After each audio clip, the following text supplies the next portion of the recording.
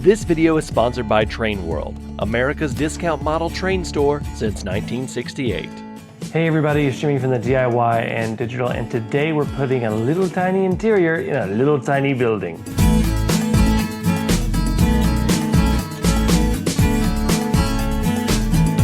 Welcome back everybody. First of all, if you haven't already, go ahead and hit that subscribe button so that you are eligible for the 10,000 subscriber giveaway sponsored by Train World. Those guys were awesome enough to give me a couple prizes to give away to you guys as a show of gratitude for all your support. Speaking of Train World, they are in the New York City metro area, so please keep them in your thoughts and prayers. Also a cool thing that they're doing kind of a virtual train show talking with a bunch of the big manufacturers in the industry, so check them out.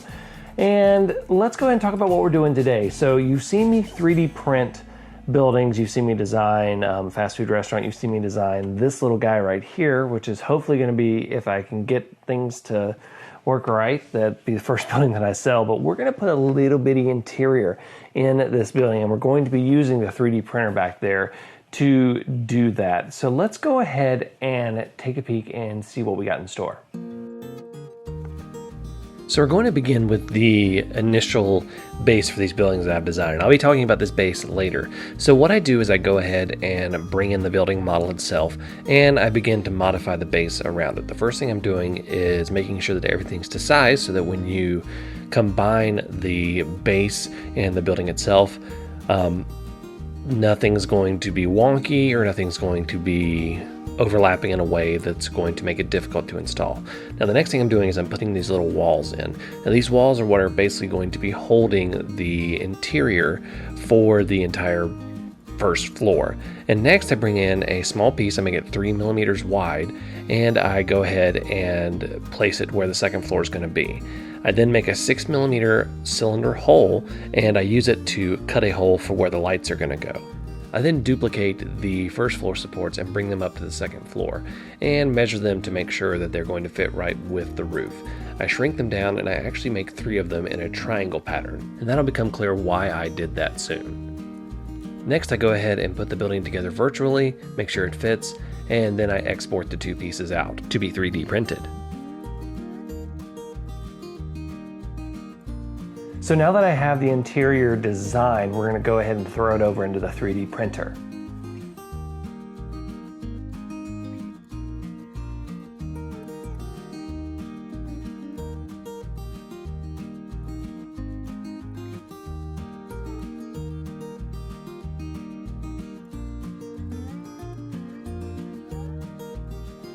Okay, so I've got my little print pieces right here, and I've got my close-up camera right here so you guys can see what I'm doing. So let's go ahead and take a look at these pieces. So as you can see, this is going to be the first floor, and we have the little lines for what will be the sidewalk. You guys can probably detail that a little bit better. And then we have the little side supports right here.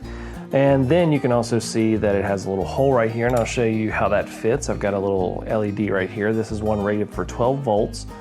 And you can see that it just slips right in there, pulls through, and if you just wanted that one, it can seat perfectly right there. Well, let's go ahead and show you guys the second floor. So the second floor just literally sits on top of those supports right there. And you can see I have these little spots. These are for affixing the backgrounds. And just like the last one, you can thread the light through right there and have it seated, and it actually sits a little bit better right there. Okay, now I'm going to show you how this all fits together in the building. So we've got the building right here, and what we'll do first is we literally just slip this over, and you would position that and then glue it in place. We're not going to glue it in place today because this is not the final position for this building. And then we would slip this in right here, and you gotta be careful because you gotta get over the edges that are for the roof. And then that kind of pretty much self-aligns. That goes right there. And I seem to have misplaced the roof. Where did I put that roof?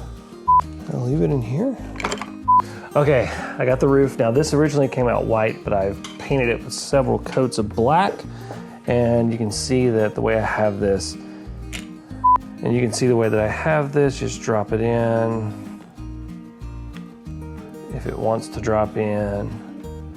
Do I have it going right? Yes, I do. There we go. And you can see it fits nice and snug right there.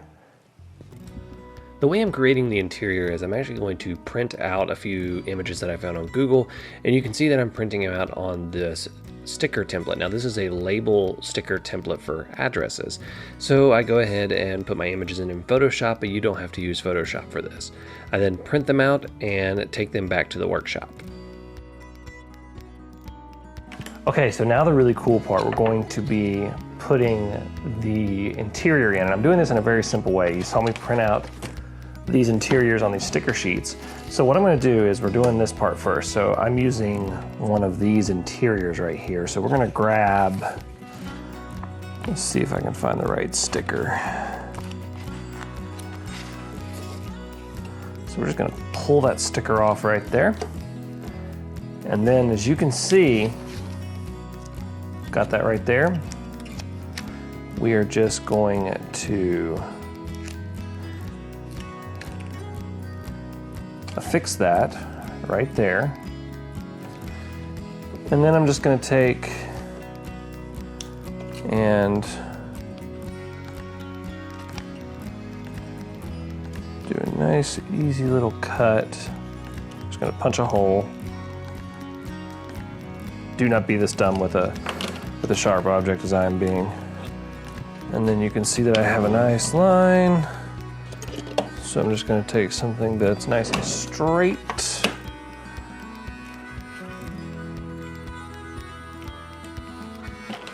And then I'm going to cut it.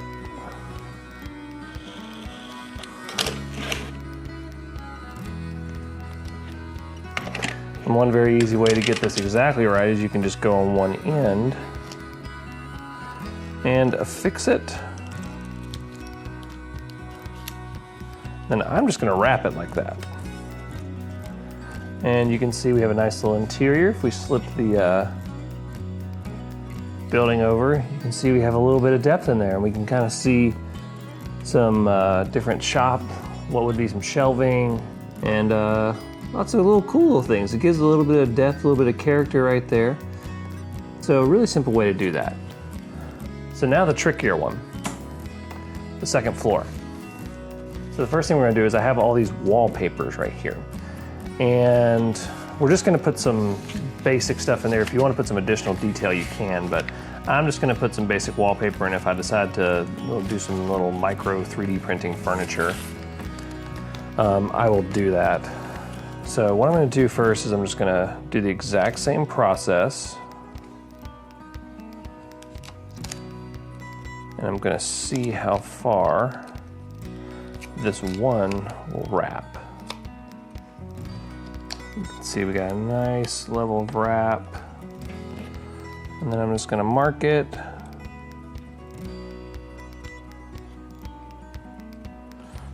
What we really need to do is see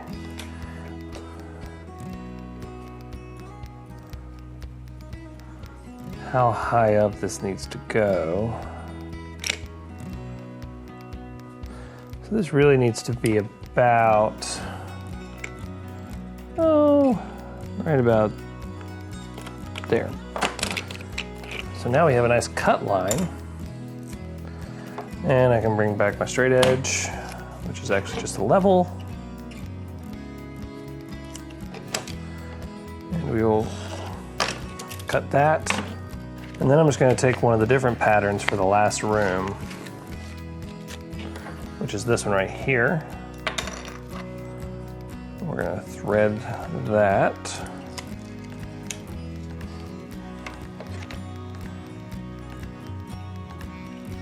And we're going to make a nice little mark where we can see where to cut. I want these to overlap.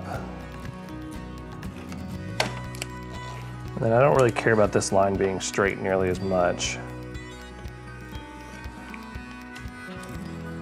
And then what we'll do is we'll make a mark right there. And then we can go ahead and adhere this to the front right here.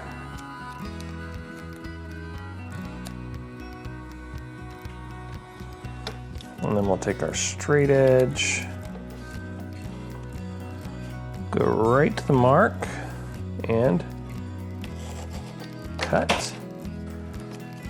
All right, so now we'll just place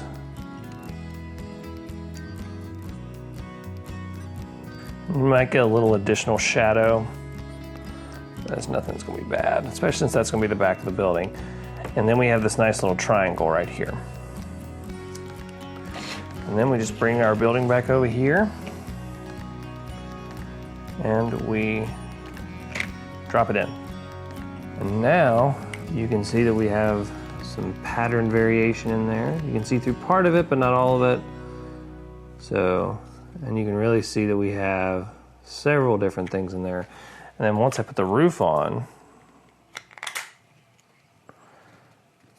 it really begins to add depth to it. So we get a nice look.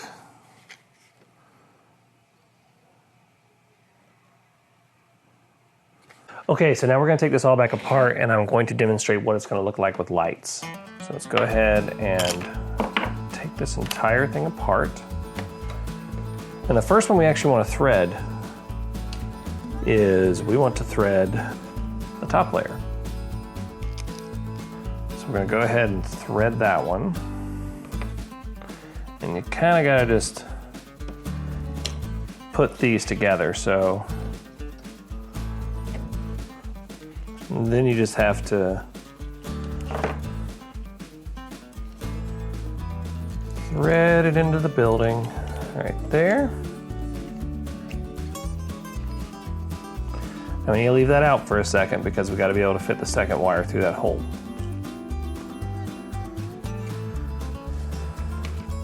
Okay, we're gonna get that nice and tidy to be able to go through the opening. We're gonna go ahead and take our building off.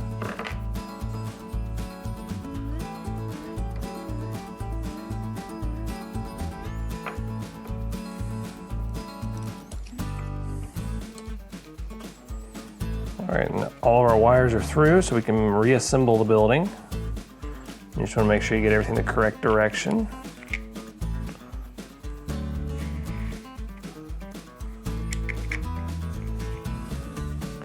And you can see we have the light, but you cannot see the bulbs at all in there. And then we're going to pop our roof on.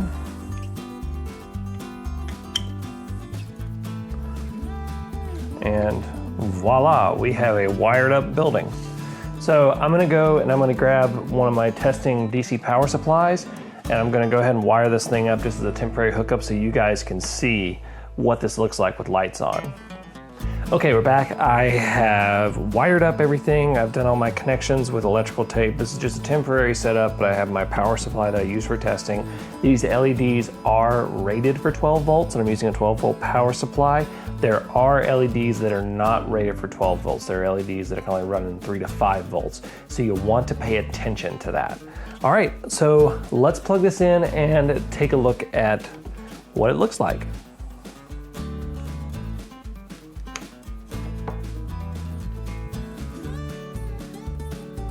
And there you go. You see, what this does is it does something called diffusion. And basically what diffusion is, it basically just spreads out the light source. It scatters the photons that are coming out of the light. So individually, these LEDs would be blasting light out and being very bright. So when those photons hit the pieces of paper right there that are ultimately white, they are dispersed and scatter throughout the paper and they come out in all different directions, which makes the light a lot softer. And since we have the printed patterns on there, it illuminates the patterns very evenly. And that's basically the principle that we're using here. You can see the shop interior and you can see the upstairs right here, which would be like an apartment or something. So that's what is going on. And I can actually show an example of this because I do not have the first floor windows blacked out. So you can see that I have an extremely bright light where the LED is right there. And then I have nice dull light up where it is diffused by the wallpaper prints. So let's go ahead and I'm gonna cut the lights off and let you guys see what this looks like. So this is, in my opinion, far more realistic for a storefront or buildings for putting light in them at night. It's a lot dimmer. You're not gonna have these blinding lights that come out of buildings. They're not gonna be just full-on huge spotlights coming out of buildings. They're gonna be dim like this. And this to me looks extremely realistic. So that is how I have 3D printed an interior for this little building right here, and used a little bit of labels and done a very easy way of making a very realistic interior. This is something that anyone can accomplish. You don't need a 3D printer to do this. You can do this with styrene. You can do this with scrap pieces. You just need something to support the little label strips right there, something for them to stick on so they can stay. I do recommend putting a little bit of glue on there if you want them to stay for a long time, and they may fade, so I wouldn't make anything too incredibly permanent. I'd make it easy to change and swap out, plus the bulbs may go out. So that's how we're gonna do this. Now let's talk about this setup here for a second. So let's go ahead, I'm gonna unplug and show you guys a few things. Now you've heard me talk about the Etsy store, I'm still working on that. I wanna get everything right before I begin selling stuff. So let's talk a little bit about this setup right here. This setup with the second floor and everything wouldn't be something that I would sell standard. Now I am looking to sell a base for these that will come with it standard. So what I'm looking at here is, so we're gonna put that one away. This is the base that I'm considering bringing in standard right here. And what this is it's just a very simple way of having a place to stick a light bulb. So if you didn't want to do all the fancy stuff with putting an interior, you could just put a light in this. And this little spot right here, it's got a place right there. And a lot of times it's hard to figure out how to mount a light, and I just wanted to make that simple. So this sits right in there, and you can see, very simple to wire. And then you would just glue that right into position so you could line it up. Now this is a little bit thick and not exactly the scale, but I figured you guys would scenic up around that. So it gives you some nice sidewalk lines, and it gives you a spot for a light. So this is the one that I would consider being the standard one right here.